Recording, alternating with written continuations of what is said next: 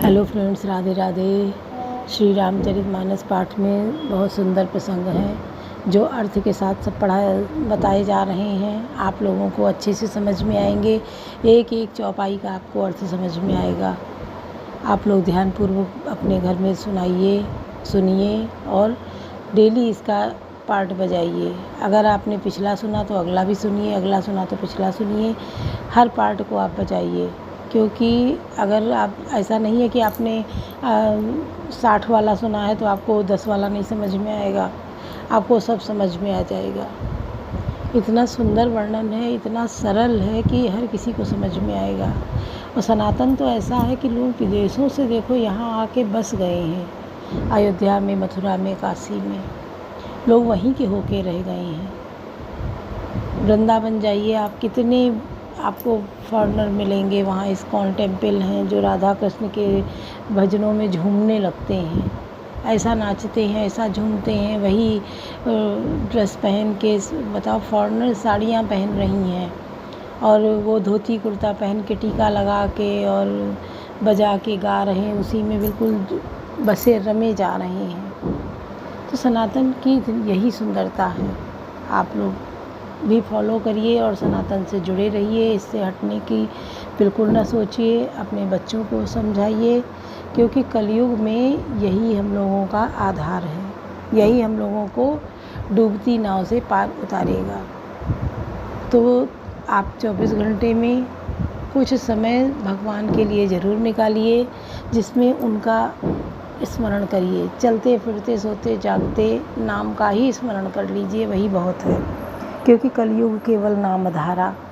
कलयुग में अगर आप राम नाम का जप भी कर लेंगे, राधे राधे कह लेंगे, कुछ भी ओम नमः शिवाय कह लेंगे, गायत्री मंत्र का जप कर लेंगे, तो भी आपका कल्याण है।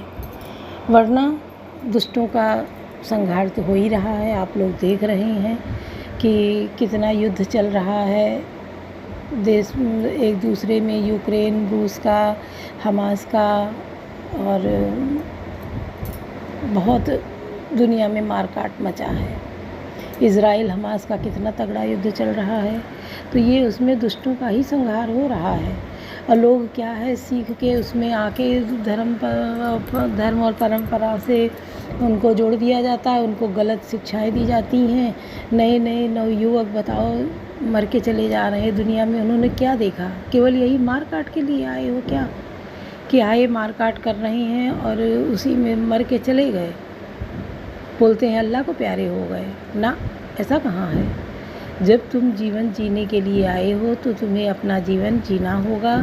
उसमें तुम्हें कर्म करने होंगे। सत्कर्म करो, अपना नाम बढ़ाओ और एक शांति का जीवन जियो। क्योंकि लड़ाई मारकाट में शांति नहीं है। हर समय दिमाग इधर उधर फालतू के उसमें घूमता रहता है और पूरा परिवार बर्बाद हो जाता है।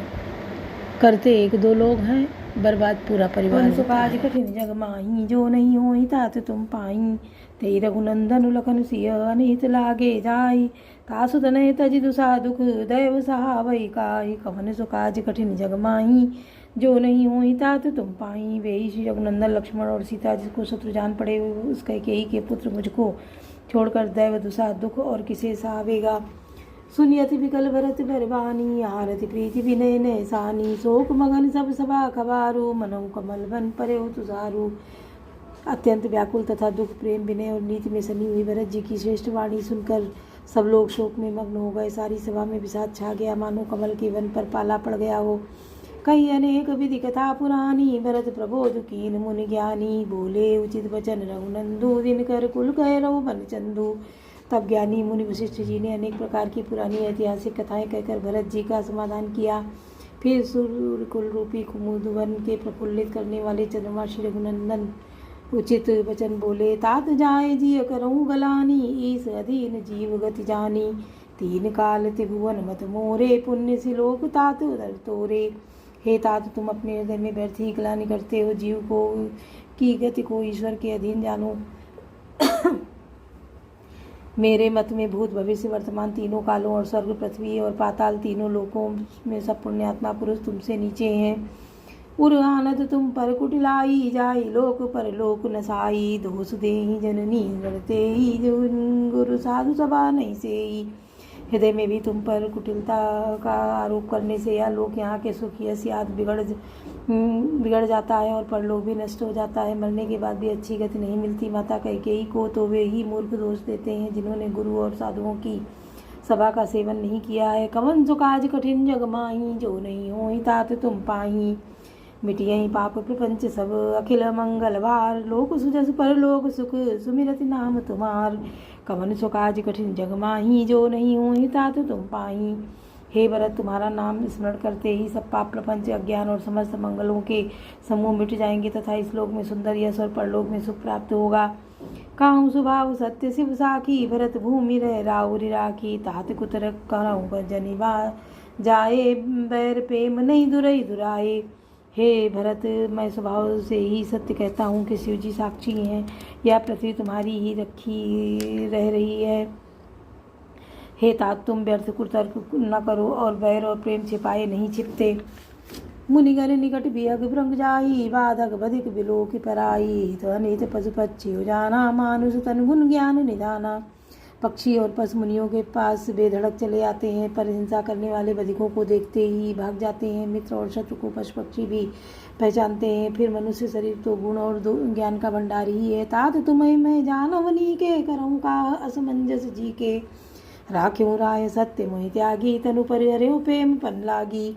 हे तात, मैं तुम्हें अच्छी तरह जानता हूँ, क्या करूँ जी में बड़ा असमंजस दुविधा है। राजा ने मुझे त्याग कर सत्य को रखा और प्रेम प्रण के लिए शरीर को छोड़ दिया।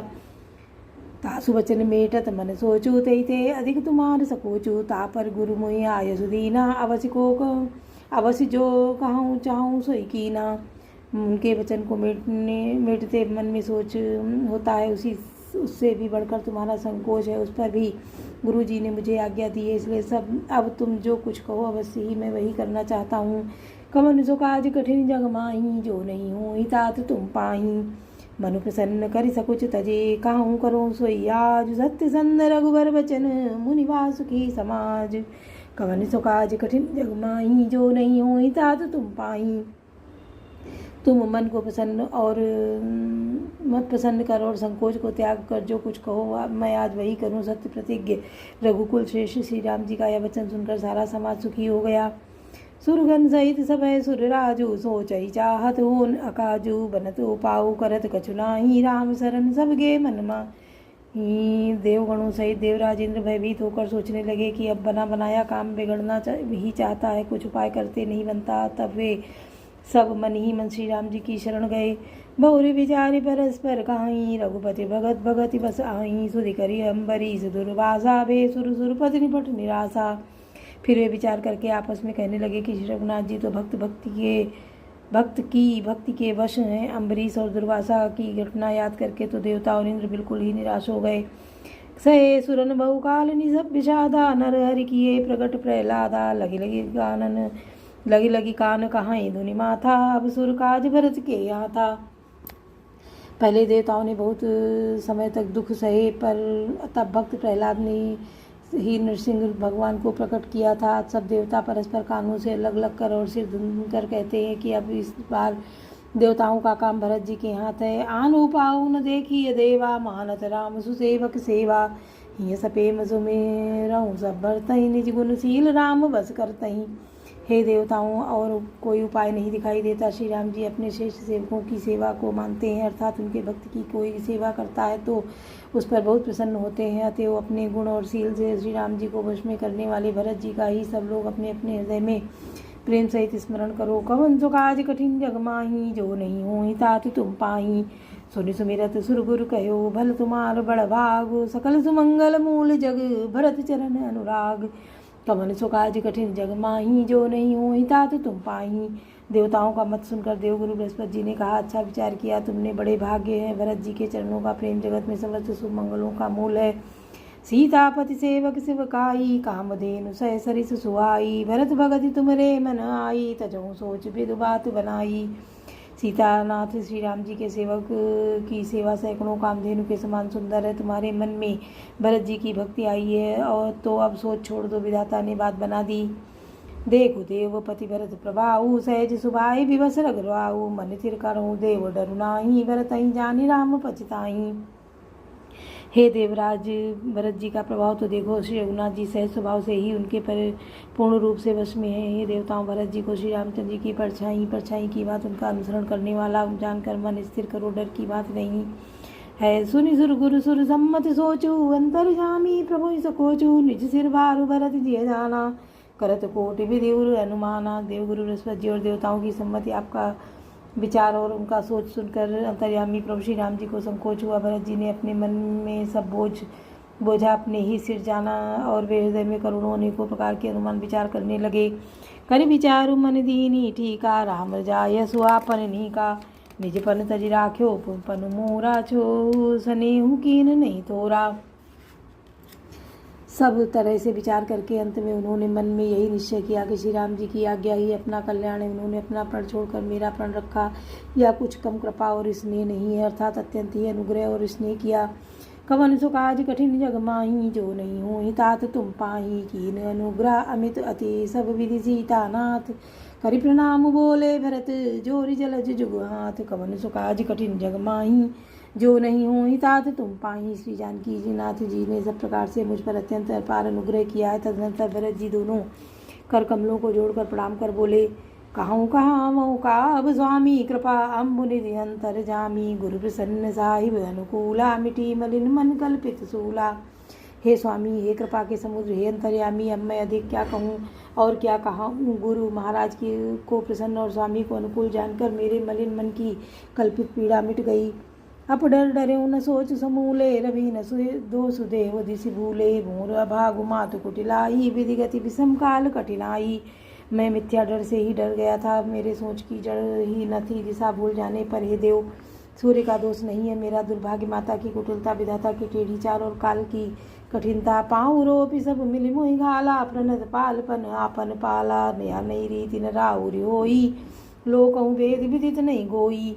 इन सब ने मिलकर मेरे पैर रोप कर प्रण करके मुझे नष्ट कर दिया था, परंतु शरणागत के रक्षक आपने अपना शरणागत की रक्षा का प्रण निभाया, मुझे बचा लिया। या आपकी कोई नई रीति नहीं है, या लोक और वेदों में प्रकट है, छिपी नहीं।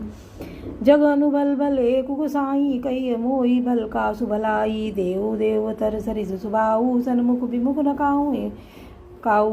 सारा जगत बुरा कहने वाला हो, किंतु हे स्वामी केवल आप ही भले अनुकूल हों, तो फिर कहिए किसकी भलाई से भला हो सकता है। हे देव, आपका स्वभाव कल्प वृक्ष के समान है, वह न कभी किसी के सम्मुख अनुकूल है, न विमुख प्रतिकूल है। बोलो सियावर रामचंद्र। कवन सो काज कठिन जग माही, जो नहीं होई तात तुम पाही। बोलो सियावर रामचंद्र की जय, पवन सुत हनुमान की जय, लाडले लखन लाल की जय।